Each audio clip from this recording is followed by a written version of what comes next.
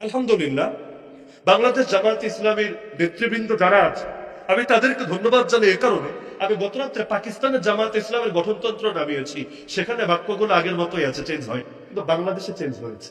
আলহামদুলিল্লাহ বলা দরকার না?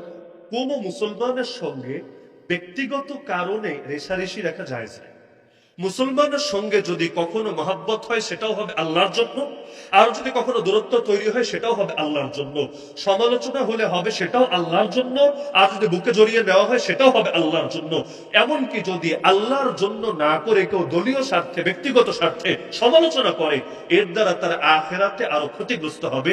এতকাল পর্যন্ত যারা ইখলাসের সাথে এই কথাগুলো তুলে ধরেছেন, ফায়দা কি? আমি বাংলাটা শোনাই, আপনারাই বুঝতে পারবেন। বাংলায় 6 নম্বর পয়েন্টে গঠনতন্ত্রের শুরুতেই দেখবেন আকীদা আছে। আকীদায় প্রথমে তো লা ইলাহা ইল্লাল্লাহর অংশ, তারপর মুহাম্মাদুর রাসূলুল্লাহ অংশ। সেই মুহাম্মাদুর রাসূলুল্লাহর অংশে আলোচনা করতে গিয়ে 6 নম্বর পয়েন্টে বলা আছে, 2020 সংস্করণ হাতে নিলে আপনারা পেয়ে যাবেন, যে মুহাম্মাদুর রাসূলুল্লাহ সাল্লাল্লাহু আলাইহি ওয়াসাল্লামের জীবন চরিত্রকে কোরআনের বাস্তব ব্যাখ্যা এবং উহাকে সকল ব্যাপারে সত্যের একমাত্র মাপকাঠি হিসাবে মানিয়া লওয়া, আল্লাহ তাআলা রাসূল সাল্লাল্লাহু আলাইহি ওয়াসাল্লাম ব্যতীত আর কাহাকেও ভুলের ঊর্ধ্বে মনে না করা। উর্দুতে ছিল আল্লাহ রাসূল ছাড়া কাউকে সমালোচনার ঊর্ধ্বে মনে না করা। বাংলায় লেখা হলো আল্লাহ রাসূল ছাড়া কাউকে ভুলের ঊর্ধ্বে মনে না করা। দুইটা কি এক কথা না আলাদা কথা? পুরাই আলাদা কথা। রাসূল ছাড়া কাউকে সমালোচনার ঊর্ধ্বে মনে না করা, এটা বললে আপত্তি আসে, কিন্তু রাসূল ছাড়া কাউকে ভুলের ঊর্ধ্বে মনে না করা, এটা যদি বলে কোনো আপত্তি আসে না। কারণ আমরা এটাই বিশ্বাস করি যে আল্লাহ রাসূল ছাড়া আর কেউ ভুলের ঊর্ধ্বে না। রাসূলের ক্ষেত্রে ডাইরেক্ট ওহী চলে আসে, তিনি যদি অন্য সিদ্ধান্ত নিতেও চান আল্লাহ নিজে ওহী দিয়ে তাকে সতর্ক করে দেন। কিন্তু রাসূলের পর যেহেতু কারো কাছে ওহী আসে না, সুতরাং রাসূলের পরে কোন সাহাবীকেও আমরা ভুলের ঊর্ধ্বে জিন্দেগিতেও আমরা প্রচার করি না। তাহলে বাংলায় বাক্যটা সহি হয়েছে নাকি হয় নাই? যদিও এটা উর্দুর অ্যাকুরেট অনুবাদ কিন্তু হয় নাই, অ্যাকুরেট অনুবাদ লাগবে না, কারণ দল পূজা নেতা পূজা না, বরং সব ক্ষেত্রে ইসলামের অনুসরণ, হক থাকবে সবকিছুর উপরে, নেতা বা দল কখনো হকের উপরে যাবে না। এই যে পরিবর্তন হলো, এর জন্য আলহামদুলিল্লাহ বলা দরকার না? আমার গতকালই নজরে এসেছে, আগে আসলে আমি আগেই বলতাম। দ্বিতীয় বিষয় হলো, উর্দুতে বলা ছিল যে রাসূল ছাড়া কোন মানুষকে সত্যের মাপকাঠি বলবা না, রাসূল ছাড়া কোন মানুষকে সত্যের মাপকাঠি বলবা না। এটা শুনলে আপত্তি আসতো কেন? কারণ আল্লাহ নিজে সূরা বাকারায় সাহাবীদেরকে ঈমানের মাপকাঠি বলেছেন। কোথায়? আল্লাহ বলেছেন ফাইন আমানু বিমিথলি মা আমানতুম বিহি ফাকাদ ইহতাদাও। মানুষ যদি সেভাবে ঈমান আনতে পারে যেভাবে তোমরা সাহাবীরা ঈমান এনেছো, তবেই তারা হেদায়েত প্রাপ্ত হবে। তাহলে আল্লাহ তাআলা হেদায়েতের জন্য মাপকাঠি বানালেন সাহাবীদের ঈমানকে। তাহলে মাপকাঠি বানিয়েছেন কে? আরে মাপকাঠি বানিয়েছেন কে? তো যদি বলেন রাসূল ছাড়া কোন মানুষকে হকের মাপকাঠি বানাবা না, তাহলে কেমন যেন সাহাবীরা আউট হয়ে যায়, সাহাবীদের সঙ্গে সাংঘর্ষিক হয়। আপত্তি আসে না কি আসে না? আসে।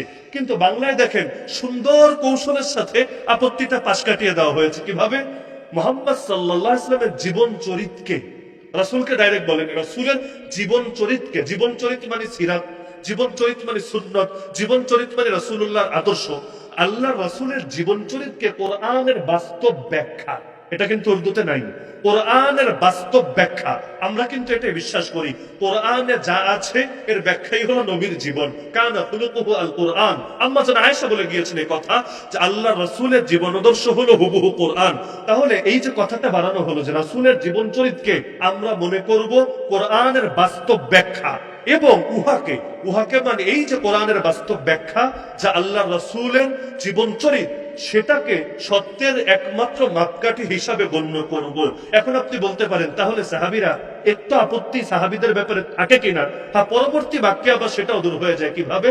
যে লাস্টে গিয়ে বলা হচ্ছে প্রত্যেককে আল্লাহর দেওয়া এই মাপকাঠিতে যাচাই ও পরখ করে যার যে মর্যাদা তাকে সেই মর্যাদা দেব।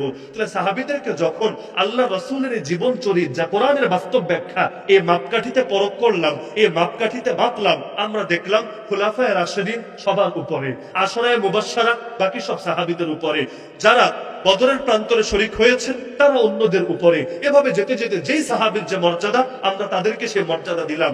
আপত্তি ডিসমিস হয়েছে কিনা? সমালোচনা ফিনিশ হয়েছে কিনা? তাহলে আমি অবাক হয়ে লক্ষ্য করলাম যে এই সংস্করণটা তো আরো আগে, তাহলে এই যে বিতর্কটা হলো 6-7 মাস আগে, তাহলে যারা এই বিতর্কে কাদা ছোড়াছুরি করেছে তারা কি আধুনিক সংস্করণটা করে দেখে নাই?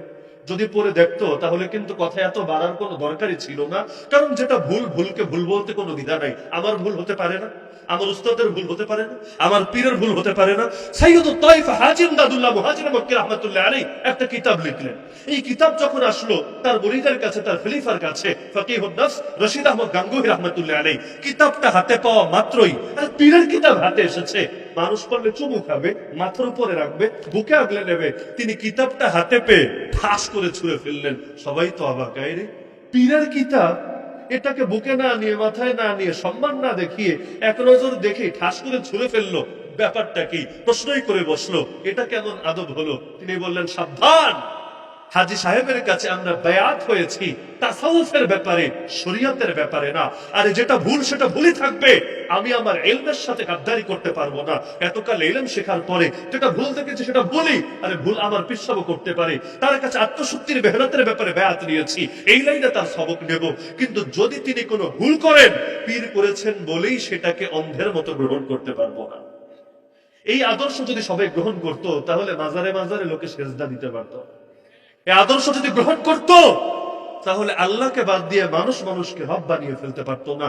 কিন্তু সব আপত্তি শেষ হবে সবাই যদি কোরআন সুন্নাহকে মাথার উপরে তুলে দিতে পারে। মুসলমানদের যত দলাদলি রে ভাই, এই বাংলাদেশে মুসলমানদের দলের অভাব আছে নাকি? এমনকি আমি তো মনে করি গরুর ওলান থেকে দুধ বের হলে এটাকে পুনরায় ওলানে ঢোকানো যতটা কঠিন, বাংলাদেশে এক ইসলামী অঙ্গনে যত দল আছে, অনইসলামিক অঙ্গন রাখেন, এক ইসলামী অঙ্গনে, শুনতে খারাপ লাগে কিন্তু বাস্তবতা অস্বীকার করার সুযোগ নাই, এক ইসলামী অঙ্গনে যত দল আছে, ওই বেদাতি দাদাতে থেকে শুরু করে সবই আর কি, এগুলোকে সব কিছুকে আবার এক করা ওলানে দুধ ঢুকানোর চাইতেও আরো বেশি কঠিন। প্রত্যেককে আপনি এক করতে পারবেন, কিন্তু আগে এটা মেনে নিতে হবে, বিচার যাই হোক তাল গাছ কিন্তু আমার। কিন্তু আমি তো মনে করি ঐক্য একদম পানি ভাত। কেন জানেন? ঐক্যের জন্য একটা ফর্মুলা মানলেই চলবে, যেটা আল্লাহ বলেছেন, ওয়াতাসিমু বিহাবলিল্লাহি জামিআ ওয়ালা তাফাররাকু। আরে তোমারও আমারটা নেওয়া লাগবে না, আমারও তোমারটা নেওয়া লাগবে না। তুমিও কোরআন ধরো, আমিও কোরআন ধরবো, তুমিও আল্লাহর রশি ধরো, আমিও আল্লাহর রশি ধরবো। কোরআনই বলে দিচ্ছে, ব্যাস ঐক্য হয়ে যাবে। ওয়ালা তাফাররাকু, আর ফেরকা ফেরকা হওয়া লাগবে না, দলে উপদলে বিভক্ত হওয়া লাগবে না। তাহলে আমি রাত্রে এটা দেখার পরে সিদ্ধান্ত নিয়েছি যে আমি ধন্যবাদটা জানাবো, এবং এখান থেকে আমি এতটুকু আশাও পেয়েছি। আরো যা দুই চারটে এরকম আপত্তির বিষয় আছে, হয়তো ইতিমধ্যে এগুলো চেঞ্জ হয়ে থাকতে পারে, আমার জানা নাই, হয়তো ঘাটাঘাটি করলে বের হবে। যদি না হয়, আমি অন্তরে আশা রাখি ইনশাআল্লাহ সব চেঞ্জ হবে, এবং সেদিন বেশি দূরে না, যেদিন ইনশাআল্লাহ সুম্মা ইনশাআল্লাহ বাংলার জমিনে সমস্ত মুসলমানরা ঐক্যবদ্ধ হয়ে আবারও আরেকটা বড় বিপ্লব ঘটিয়ে আল্লাহর জমিনে আল্লাহর দ্বীনকে জিন্দা করবে।